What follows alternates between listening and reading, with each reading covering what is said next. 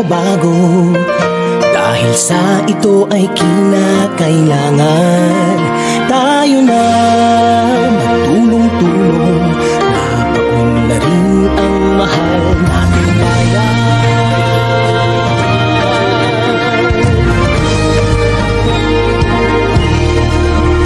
Panahon na magbabago, at iayos ang mga dapat ayusin.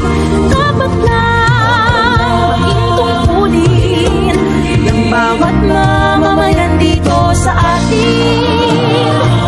Ng pagbabago patungo sa pag-asenso, magsikap ng mabuti at nang kuminhawa tayo.